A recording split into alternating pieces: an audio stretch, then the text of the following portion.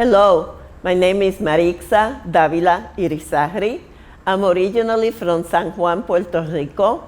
I have been in Memphis for the past 38, almost 39 years. And I came to Memphis from New York.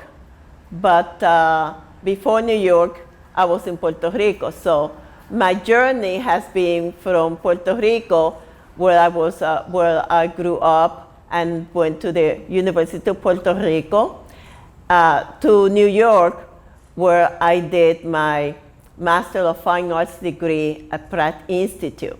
While I was in New York, I met this gentleman, amazing person, and his name is John W. Sparks. And we got married in New York City. But his family was living at the time here in the Mid-South, especially his father, who was living with his wife in Memphis. So when we got married, we decided that since we could not invite the whole family to be together for one event, we decided to get married in New York City in a civil ceremony.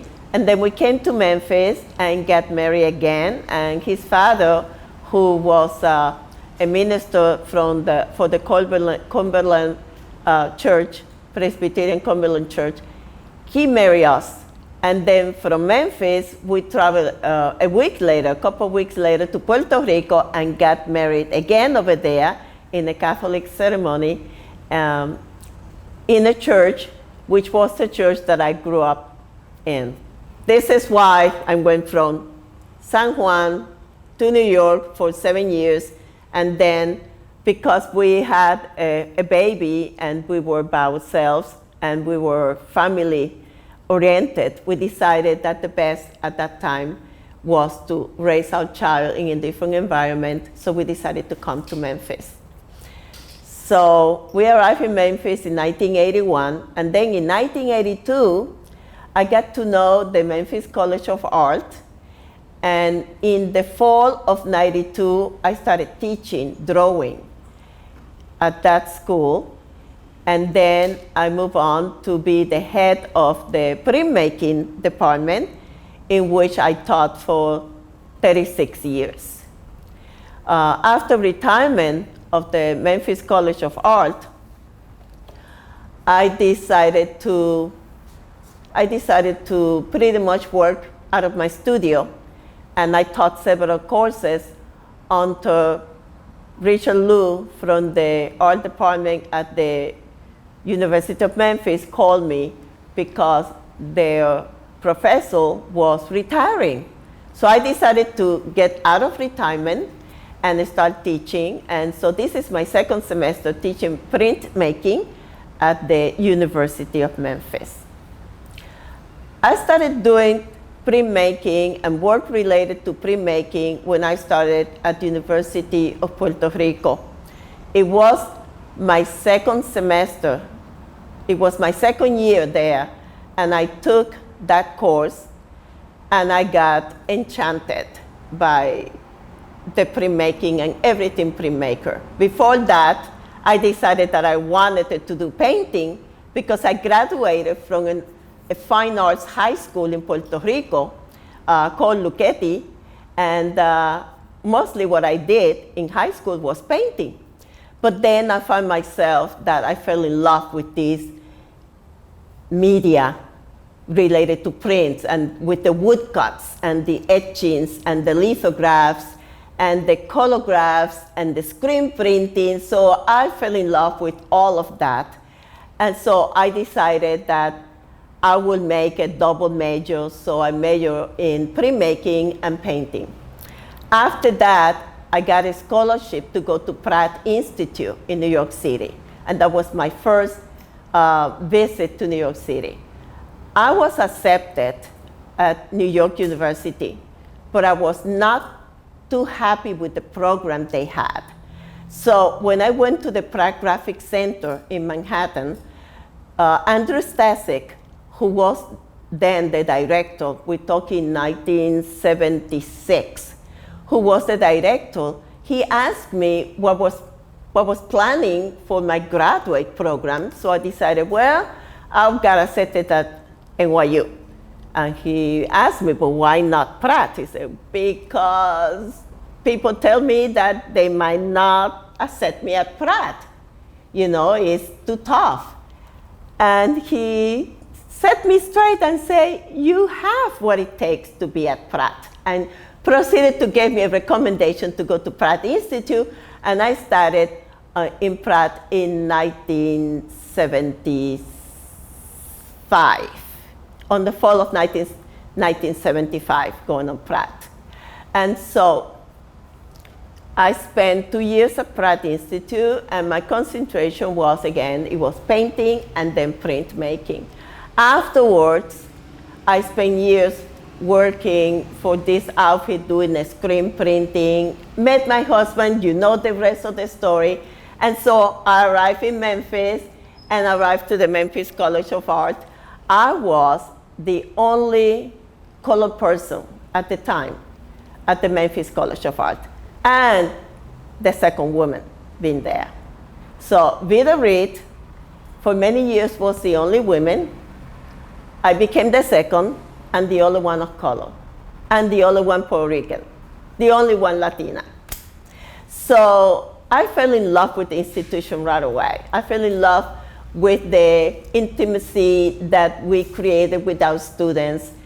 I managed to bring many other Puerto Ricans from different areas of the United States. I did a lot of recruiting.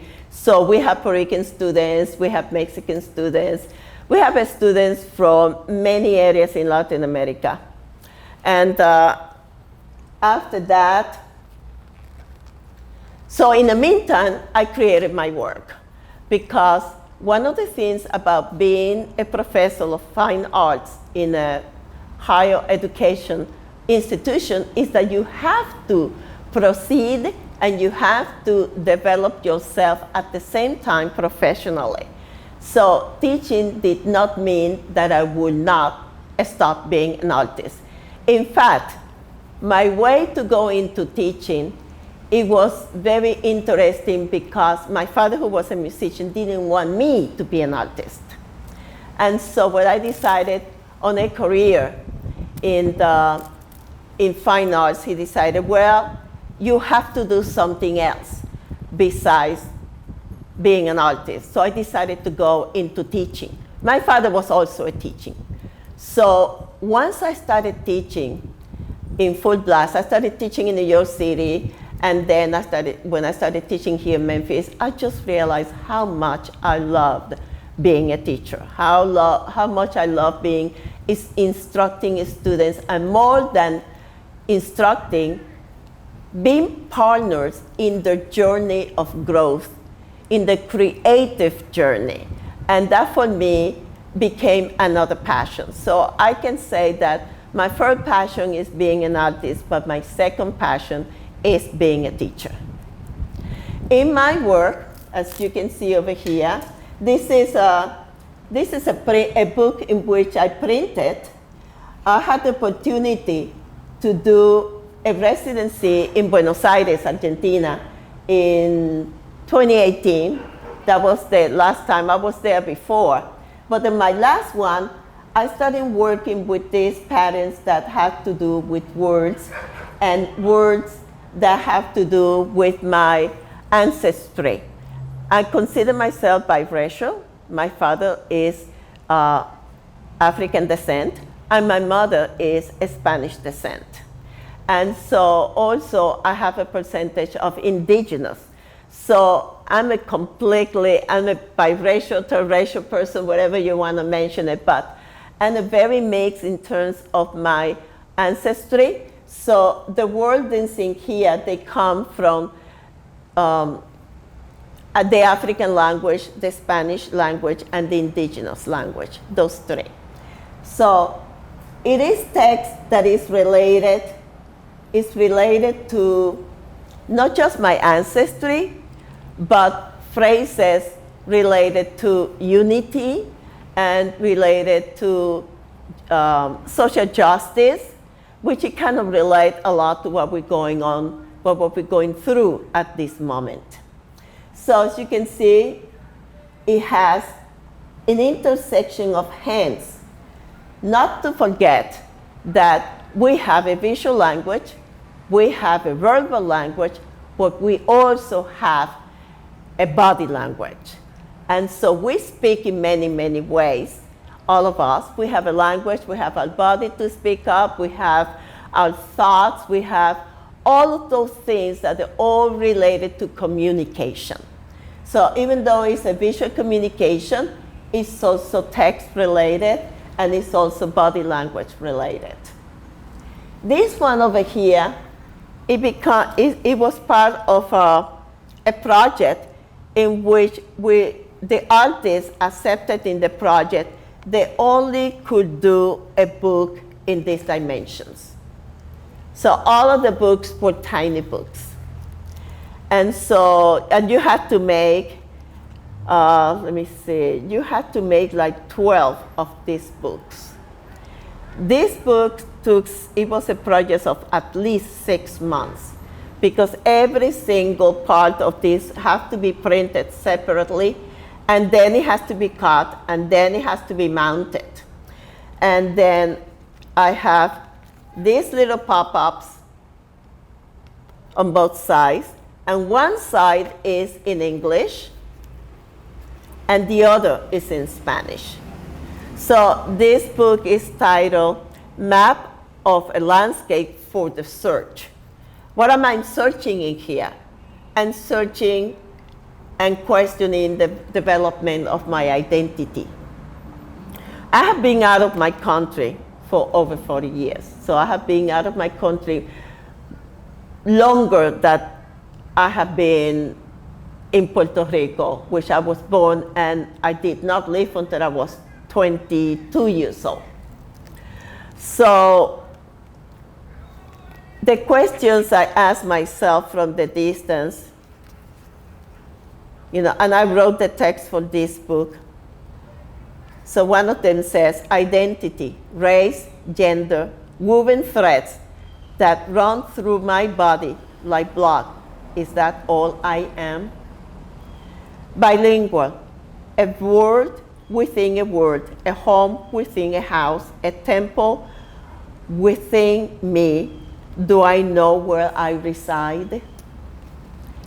And then the last one says, a structure, house, home, exteriors, interiors, windows, doors, arches, gates, passages. Do I know where I'm going? So this is why the images relate for different dwellings. It relates from different windows. It relates to arches. It relates to houses.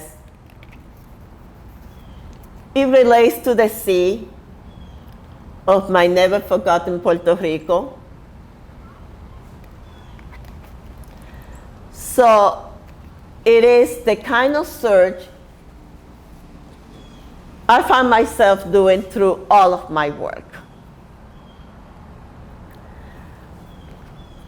Here I have another book. It's a lithograph, which is one of the many processes I do in printmaking. And one of the things you notice in that I only show in books because they are extremely portable. Actually, I didn't start the journey of being a bookmaker until the 1985. Until then, all I did was either painting or printmaking on flat surfaces on paper. So in 1985, I got interested in the idea of the structure of the book.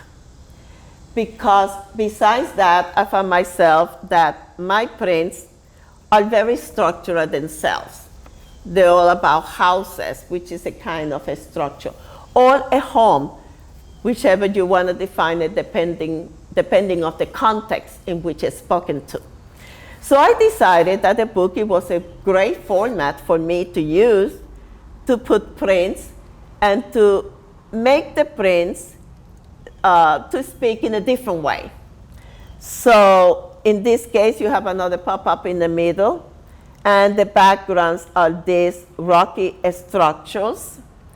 I made this book in another residency in a little island called Rhino Heaven off the shores of Maine. And so it has a front and a back. And I love books because of the structural way you can walk around it. You can put a lot of information. You can include text, or they can be just visual. So I'm going to go ahead and put this book over here, my other baby over here.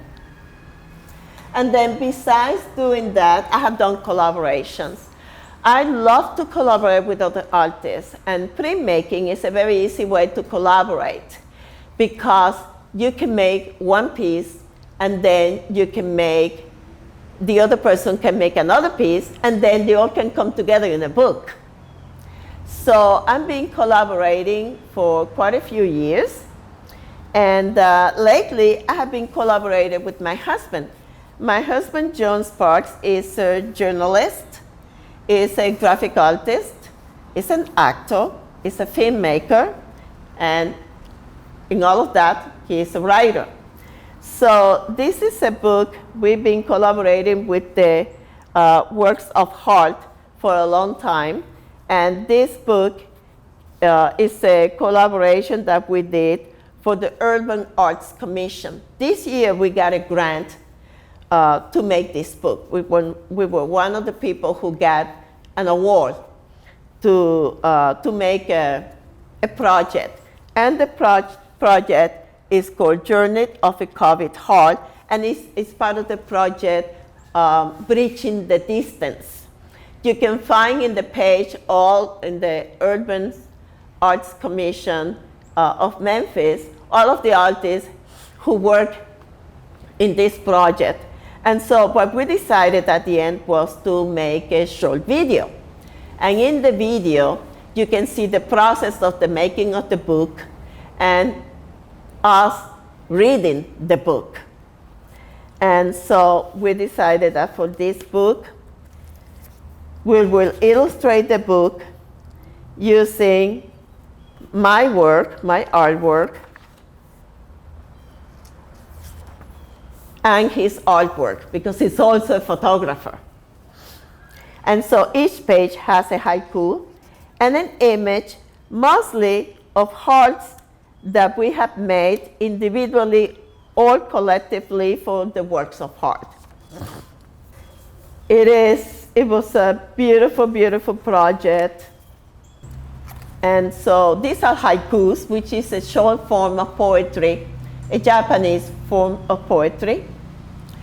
And so one of the pages says, a heart murmuring has many stories to tell despite quarantine.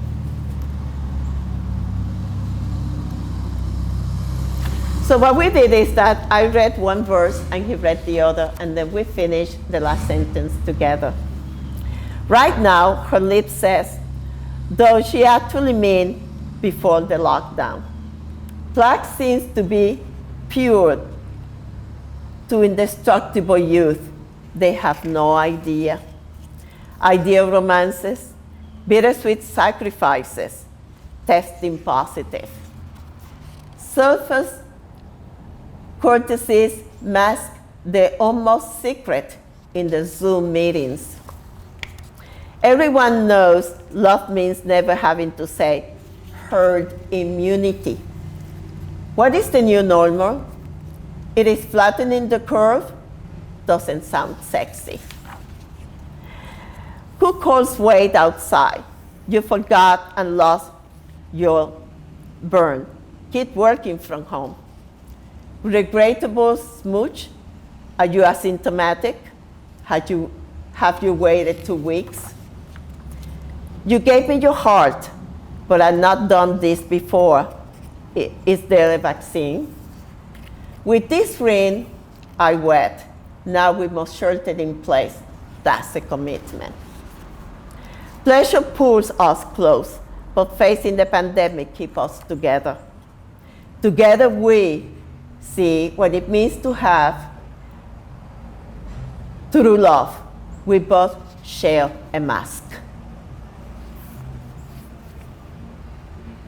So it's how the pandemic has made us think relationships, meetings, friendship, romance, all of those things that we usually take by granted, and how the new normal has changed from what we knew before the pandemic. I love Memphis. I love what Memphis is doing.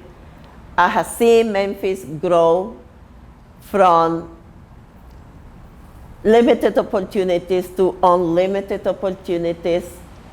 I have seen the beauty of the growth in the city evolve in front of my eyes. I really consider Memphis my second home. I go to Puerto Rico as much as I can, but at this moment and time, I have traveled all over the world, but every time that I come back to Memphis, I feel like I'm back home. So those are my thoughts in terms of my work, my teaching, and Memphis. Thank you for